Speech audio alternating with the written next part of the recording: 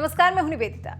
बिहार विधानसभा चुनाव के बाद अब सबकी निगाहें बंगाल पर टिकी हैं। बंगाल में अगले साल विधानसभा चुनाव होने हैं, जिसमें ओवैसी चाहते हैं ममता बनर्जी का साथ, लेकिन ममता बनर्जी ओवैसी का साथ नहीं चाहती। तभी तो ओवैसी की पार्टी को बीजेपी की बी पार्टी बता रही हैं। कह रही हैं कि बीजेपी असदुद्दीन ओवैसी की पार्टी एआईएमआईएम को बंगाल में लाने का प्रयास कर रही है। मतलब पैसों के बल पर बीजेपी ओवैसी को यहां वोट बंटवारे के लिए भेज रही है, लेकिन ओवैसी ने इससे साफ इनकार किया है। ममता बनर्जी के आरोपों को खारिज कर दिया है। साफ कहा है कि आज तक कोई पैदा नहीं हुआ जो ओवैसी को पैसों से खरीद सके। जी हां, ऑल इंडिया मजलिसे इत्तेहादुल के चीफ और हैदराबाद से सांसद असदुद्दीन ओवैसी ने ममता के आरोपों पर पलटवार किया है। कहा है कि आज तक कोई पैदा नहीं हुआ है जो असदुद्दीन ओवैसी को पैसे से खरीद सके। आरोपों को बेबुनियाद करार देते हुए ओवैसी ने कहा है ममता बनर्जी बेचैन हैं, उन्हें अपने घर की यानी कि पार्टी की चिंता करनी चाहिए, क्योंकि उनके कई लोग भाजपा में जा रहे हैं। उन्होंने बिहार के मतदाताओं और हमारे लिए वोट करने वाले लोगों का अपमान किया है।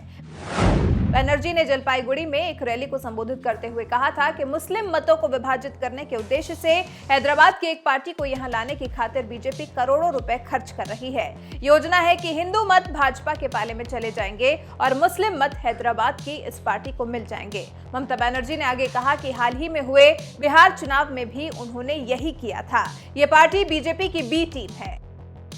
आपको बता दें, पश्चिम बंगाल की 294 सदस्यीय विधानसभा के लिए अगले साल अप्रैल से मई के बीच में चुनाव होने हैं और इन्हीं चुनावों को लेकर अब आरोप प्रत्यारोप का दौर शुरू हो चुका है। अभी तक जो ममता बनर्जी बीजेपी से भिड़ रही थी, अब ओवैसी पर भी हमलावर हो गई और ओवैसी पर हमलावर हुई तो फिर उन्हें इसका माकूल जवाब भी मिला। ओवैसी ने ममता दीदी की ही भाषा में उन्हें जवाब दिया है। फिलहाल आप हमें कमेंट करके बताएं कि क्या आप भी ममता दीदी के ओवैसी पर लगाए गए गंभीर आरोपों से सहमत हैं? क्या आपको भी लगता है कि ओवैसी बीजेपी की बी टीम है? अपनी राय हमें जरूर बताएं।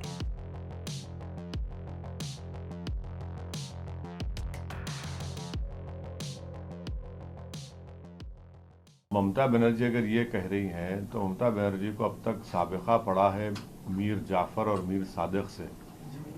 ममता बनर्जी को एक अच्छे मुसलमान से अभी तक साबिका नहीं पड़ा, वो पड़ जाएगा।